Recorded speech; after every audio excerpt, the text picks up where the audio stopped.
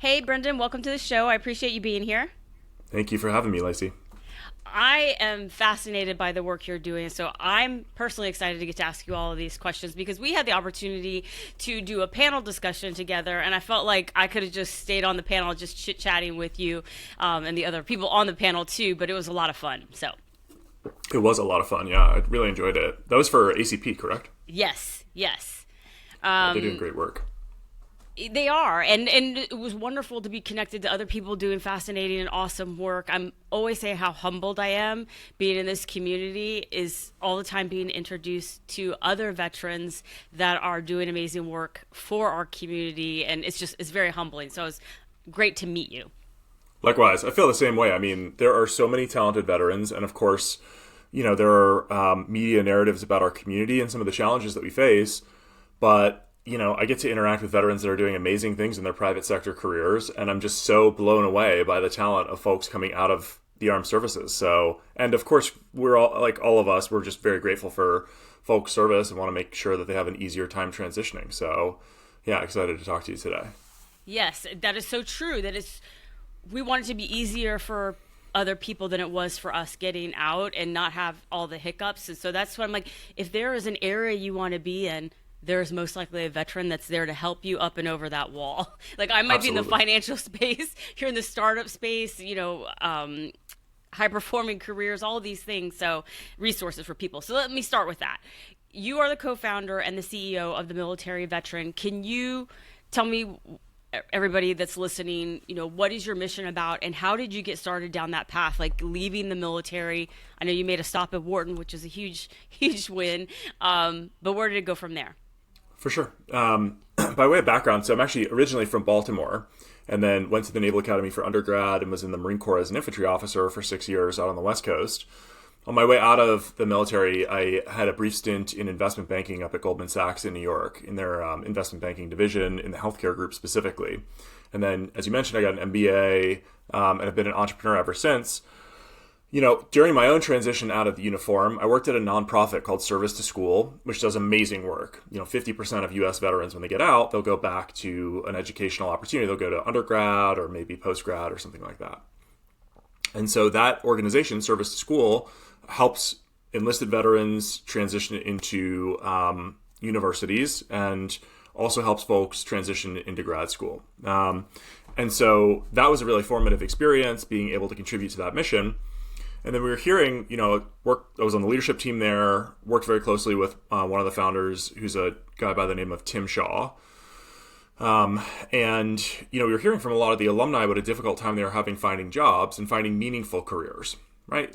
We all want a job. Of course, we got bills to pay, but you really want a meaningful career that has the opportunity for progression. You're going to learn and earn and have a good time doing it. And so Tim and I started a company called the Military Veteran, which has very catchy branding. You can tell we did not agonize about the name. But, we call it the MilVet, and the company exists to create pathways for veterans into leadership roles. So the number one predictor of whether a company will hire veterans is the presence of a veteran on the executive team. And so we want to create those pathways for folks into these executive roles. We ended up working with a lot of high growth companies. Many of them are backed by institutional investors called private equity investors or venture capital investors. Happy to describe a little bit about what that means and what that is about. But we've created these pathways for veterans into these roles because we feel like we can have an outsized impact by putting folks into leadership roles and also just create great career opportunities. We also host in-person networking events across the country, happy hours, host the Military Veteran Startup Conference in San Francisco, which draws like 400 folks every year and is just a great 2-day event that takes place in February. And then I had worked at a venture fund called Context Ventures, again with Tim, which invests in military veteran entrepreneurs as well. So I've had this like bird's eye view of a lot of entrepreneurs over the years who are either raising capital or, there's other groups of entrepreneurs. In fact, most entrepreneurs do not raise external capital for their businesses. And so I've had this like amazing opportunity to just kind of see inside of businesses from the perspective of folks that are hiring, companies that are rapidly growing and scaling from the investor perspective. And then at the MilVet, we've brought on a professional leader named Jim Lose, who's a fantastic American who's leading the company now. And I've been working on launching a fund that invests in U.S. national security that's called the Valhalla Group. So happy to discuss any of those topics, whatever's most helpful to your audience. Absolutely. Well, can you, before I go into my other questions, please do elaborate, like for people that don't know, what is venture capital? Because I feel like people see Shark Tank, and Totally. and also too, people want to start a business and don't understand. Like for me, I started it. Most people listening have heard my story. Like I've bootstrapped both of my businesses, and that self-funding. But I have service-based businesses, but other people might Yes. have a product or fintech. So how does that all work? Yes, it's a great question. So I feel like, I'm sure, Lacey, that you see this all the time, is you talk to a veteran who's like, man, I want to get out, I want to start a business. If only I could get some money, then I could start this business and we could grow, et cetera, et cetera. And that is the right approach for some businesses, but for the vast majority of businesses, it's actually probably not the right approach. Most businesses will not raise external capital or money when they're getting started. They'll get started just the way that you have, the same way that we started the MilVet as well, which is by offering a service to a customer that has a capacity and a willingness to pay and solving one of their problems. There's companies that sell to other businesses, that's called B2B. There's consumer businesses, which sell directly to consumers. I see a lot of veterans come out of the military and look to start consumer businesses because those are the businesses that they're most familiar with, right? The clothing companies or coffee companies. But there's a huge segment of businesses that sell to other businesses as well. And so I see a lot of veterans who will start with a consumer business and later move over into a B2B business. But essentially, when you're looking for that initial seed capital, if you have a business that requires money to start up, and I think this is a topic we should drill down on a little bit, because my belief is that there are actually relatively few businesses that are like this, that require startup capital. Many of them can be started by just offering a service and doing what you described as bootstrapping, right? Where you're just using the cash flows of the business to continue to fuel the growth. Now, if you do require external capital, so if you have a technology product, biotech companies that develop novel drugs, those are very expensive companies to start and extremely hard. You might look to a venture capital investor. A venture capital investor will raise money from external investors. They could be ultra high net worth people. They could be institutions, endowments, sovereign wealth funds, right? So there are these giant pools of money. They'll go and they'll pitch their fund and their idea for their fund. And then they'll raise money from those external investors and turn around and invest them into high growth companies. These are companies that have the capacity to scale extremely rapidly with fantastic margins. And so most venture capital dollars will flow to B2B tech companies, right? So companies that are building a technology for which the marginal cost of an initial customer is extremely low, and that have the capacity to scale to $100 million of revenue within like a 10-year time frame. Again, this is like a rare form of business. The vast majority of businesses in America have never raised venture capital money, right? And so for a specific group of people, venture capital investments could be a really good source of capital. Now, a venture investor, because these early stage technology companies are very risky, they will invest in, maybe 20 to 50 different companies.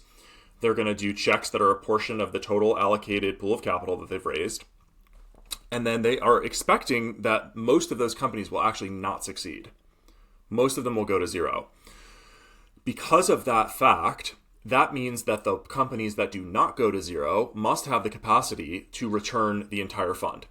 So for the sake of simplicity, if I have a $100 million venture fund and I make 50 bets, I'm putting $2 million checks into 50 different companies.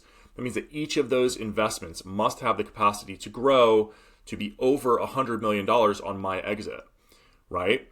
And so because of this fact that there are very few winners, venture capital investors are typically looking for a grand slam. They're not looking for a base hit. They're not looking for an outcome that is good and that any entrepreneur or most entrepreneurs would look at and say, this is a life-changing event for me.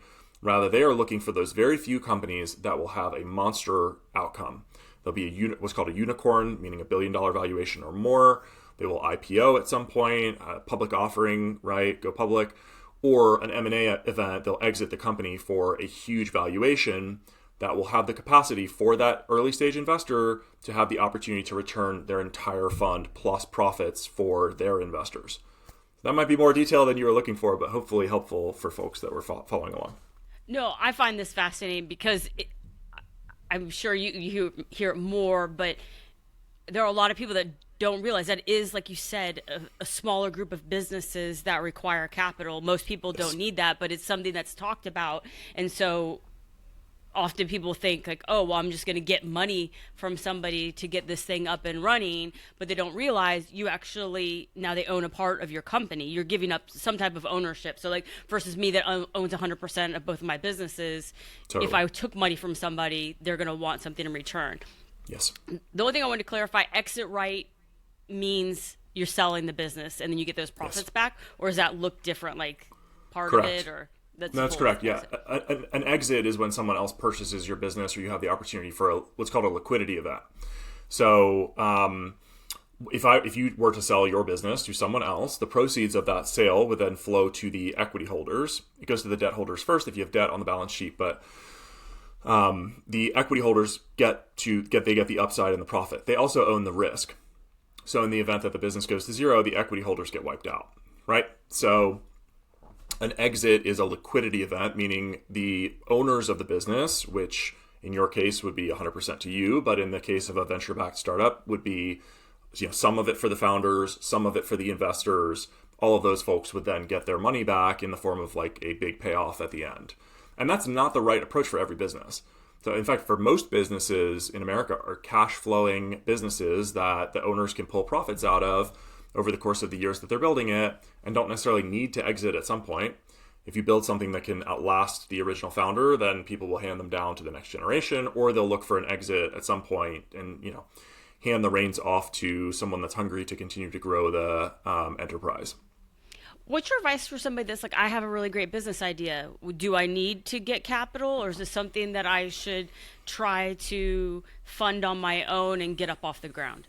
Yes. The latter. Yeah, that's a good question. So, I mean, like, okay, so because of this, like, Shark Tank, ethos, and because of the fact that these venture-backed startups get, like, a disproportionate share of the news cycle.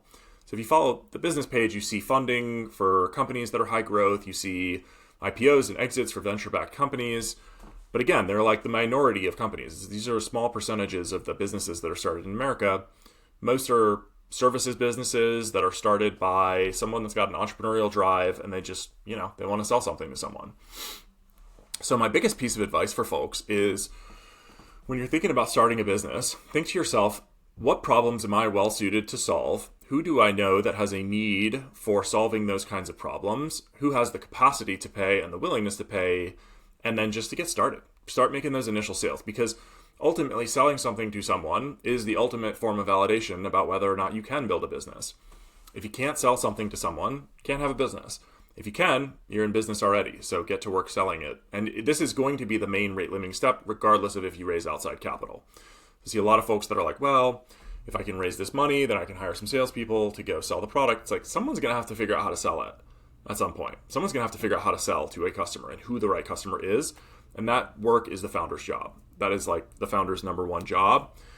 There's really two roles in building a company. There's people that can build, so they can build a product, they can deliver a service, and then there's someone that can sell.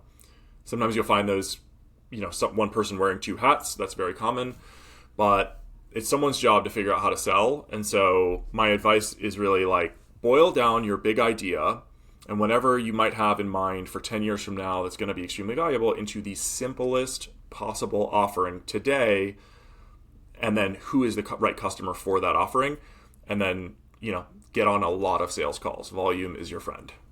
Yes, that's so true. The different hats, I feel like I wear all the hats, and it's I'm at the point now where I'm getting rid of the hats because yes. I know what I'm best at and need to be working on in my business versus what I can hire out for help.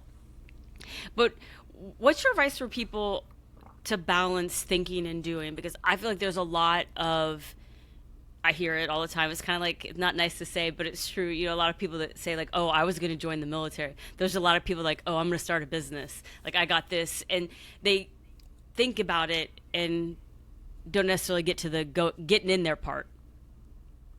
I mean, it's a difficult question because of course you have to have some kind of like plan, right? Don't just go willy-nilly into it. Again, I think that for the right people who are entrepreneurial, it could be as simple as saying, these are a list of the people that I know. These are the ones that have the capacity to pay me. It might be a business in my community. It might be, someone that has resources to be able to pay for a service, right? What are their problems and how can I solve those problems? And then what should I charge for it? It can be as simple as that. You don't need to have a 100-page business plan. You don't need to have a pitch deck. That is the simplest way to get started.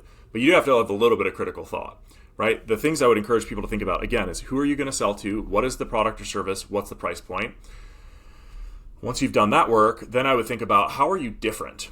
What makes you different from other people? Differentiation in business, there are millions of businesses in the United States, right? Ultimately, people will buy from one business over another business because they will do one of three things, okay? So if I've got two choices that are similar and offer a similar service, one of three things will make me make a decision about them. Either they will deliver their product or service faster, so they will be quicker to value. So if I've got two like housekeeping services I'm evaluating, one of them can't come for 6 months and the other one's here tomorrow, right? They're faster. They will deliver a service that's better, so the quality will be much higher. So again, so it's faster, better, or cheaper, right? They will be just less expensive than another service. Those are really the only 3 points of differentiation between businesses. They deliver something that's better, faster, or cheaper. And so how are you different from other businesses? You might have a great story. You might be launching a product or service that is similar to something different, but you're veteran owned. And so you think that that's going to appeal to the buyer, for whatever reason. I would encourage folks to think about the true points of differentiation, which are you better, are you faster, or are you cheaper? And how can you prove those things? I love that. That's a really good point because I talk to a lot of financial coaches and it's the same thing. Like, well, why should somebody pick you over me as a financial coach? Like what sets you apart? But those are very clearly defined. So I appreciate those. I'm definitely list those out in the show notes for everybody. I want to kind of switch gears to another of your wheelhouse is, your career. What are the top challenges people on active duty are facing when they're getting out? Like, because not everybody wants to start a business. Some people might think I might one day, but like, should I go to school? Should I just try to get a job right away? What's your advice for people in that area? It's a great question. First of all, I do not recommend entrepreneurship for most people. I think it's the wrong choice for almost everybody. It's a very painful path. Yes. Like very painful. Like there's lots of things that you can do in life that are hard. And I think we have this like glamorous idea of what it is to be an entrepreneur. And the entrepreneurial spirit in America is one of the things that makes this country amazing. So I'm not trying to like discourage people that are ready to jump in the arena, but it's a really hard path. Okay, now when folks are getting out of the military, they will lose 3 things. They'll lose a sense of a tribe. So they'll lose friends and mentors who are invested in their success. They'll lose a purpose, right? This national security mission is really meaningful to many of us, right? And then they'll lose their financial stability and security. That can include health insurance, healthcare. It can include, obviously, like the paycheck. Government's good for it. Losing those 3 things is, I think, part of what makes transitioning out of the uniform really, really difficult. Now, a lot has been written about the difficulty of transitioning out of the military. It's also an opportunity for reinvention and personal growth. So there's this flip side of the coin of there's not often in life that you get an opportunity to become someone new, adopt a new identity, and be challenged to grow in this incredible way. So I'd encourage folks to keep that positive mental attitude. The most impactful things that you can do on your own transition out of the uniform are to connect with other veterans that are on the other side. Strongly encourage folks to reach out to veterans that that have gotten out of the military. Ask them, for 30 minutes of their time to jump on a call. Ask them what they are doing. What does their job mean? What does a career in that organization look like or in that career path look like? And so you're gathering this intelligence about what the next phase is going to look like for you. Those networking conversations are really important. Networking gets like this, it's got like a dirty rep, I think, in the military. It just feels really transactional, like I'm only connecting with you because I need something from you. That's not the case. Veterans know that you will pay it forward. You'll pay into the community when you have an opportunity. They want to be helpful to you, right? We all know what it's like to transition out of the uniform, and we know that it's painful. So if we can be helpful to others, then that's great. So reach out to folks, connect with people at target organizations and companies that you'd like to work at, ask them about their career, and then ask them, hey, who else would you recommend that I speak with, as I'm approaching this career transition? I love that. It's a great point about the networking and how veterans feel about that. I have found, though, whenever I go to an event and it's not necessarily a military event, but when they're like, hey, there's a veterans meetup, I'm like, oh, thank goodness. Like, this is going to be great. Like, people that I can relate to. And For sure. just what you said, that willing to, rising tides lift all ships, willing to help out. Like, oh, you should talk to so-and-so. They're doing this. This might be helpful to you. I feel like it's actually more productive. I mean, I love connecting with other veterans. Obviously, like, I'm a huge fan of our community. My friend Mike Stedman likes to use this phrase that we need to lift as we climb. And I'm a huge fan of that. Like, I just think, absolutely, we want to create more opportunities for our community. We want to be helpful to our community. We care about other veterans. So it's great. I would encourage folks to definitely connect with other veterans. To your point earlier, there are veterans doing all kinds of things in every space, in every industry, at every level. There are executives all the way through folks' first private sector opportunity. So reach out, connect with veterans, figure out what their career paths look like, gather that intel, and then, ask for help. Don't be afraid to ask for help. What's your thoughts on balancing staying in your military veteran bubble? Because I just mentioned it, like, it can almost be a security blanket, like, oh, I'll just stay here with all the veterans, but needing to go outside of our community in order to grow or make connections. Do you think people should be balancing that?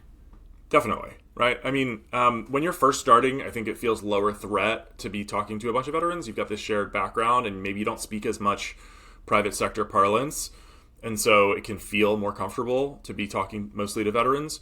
That's great. Whatever gets you on the phone with people, do it.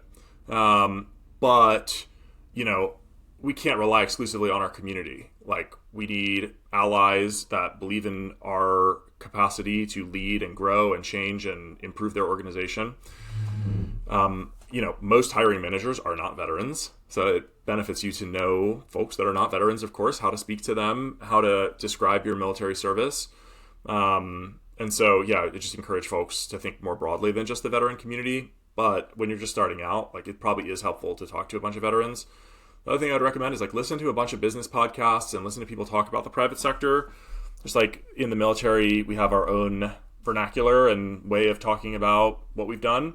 Same thing is true in the private sector. So you'll want to learn those terms so that you can speak intelligently about business with people. And my other hope is that at some point business will become another passion of theirs, and ours. I love business. I think it's fascinating. I think it's really entertaining. I think it's interesting. It's like this multi-dimensional problem set that, I just find it fascinating. So, I hope that veterans can build a private sector career and find some of the fulfillment that they found in the uniform as well. What do you wish more service members either know or do before they get out? Instead of waiting till they're right on separation or retirement, what's something that they can do to set themselves up for success? And this may be something maybe you wish you would have done, but something that can help them get up and over that wall.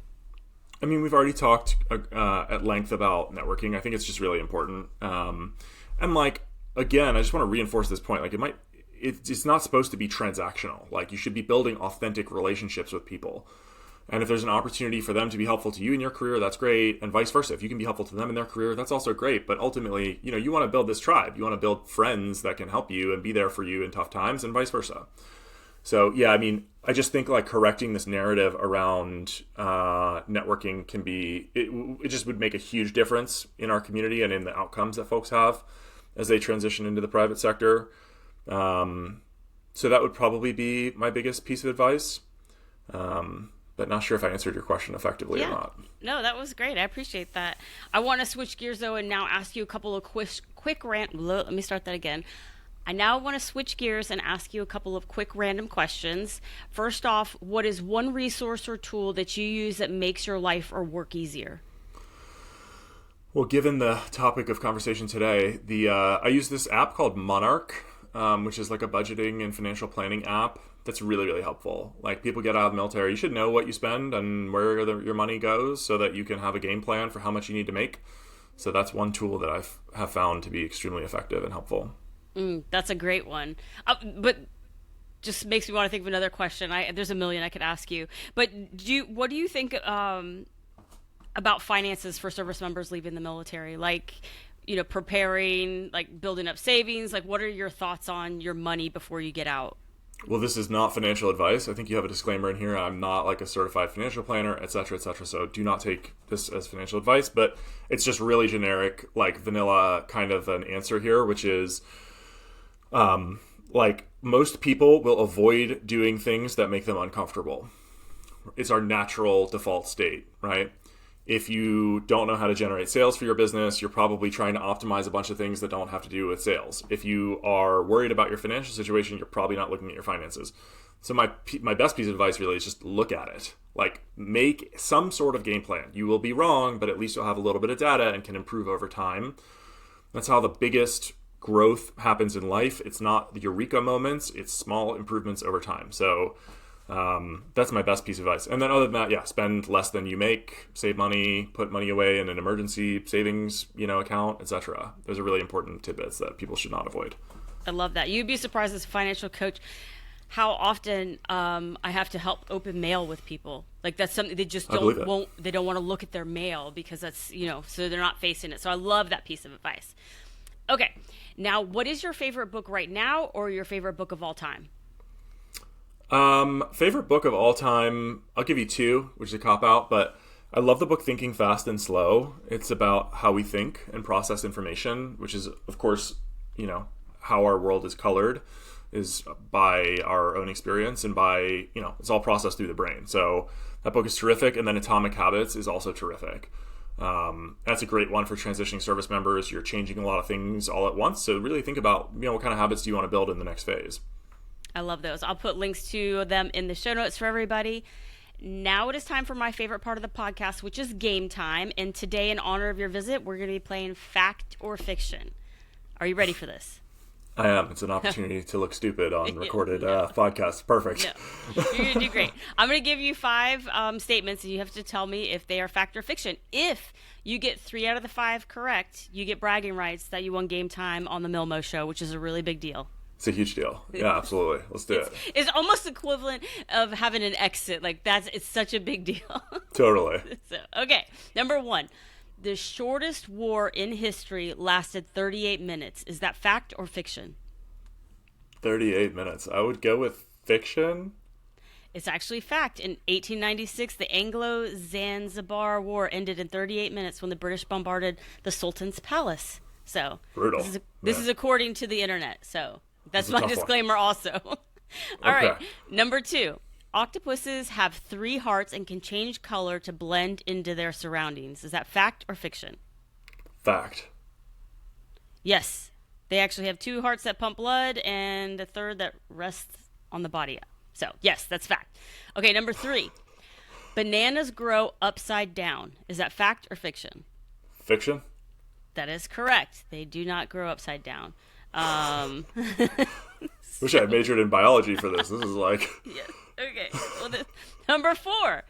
A group of flamingos is called a flamboyance. Is that fact or fiction? Oh, God. This was my favorite one, by the way. I'm going to go with fact. It is. It's true. It says a colorful term perfectly suits the vibrant social birds known for striking pink feathers. So, yes. Okay. So I hope I see a group of flamingos so I can be like, there is a flamboyance over there. Okay. Okay. Last one. Honey never spoils because it's too sweet for bacteria to grow in it. Is that fact or fiction? I do know that it has like preservative properties.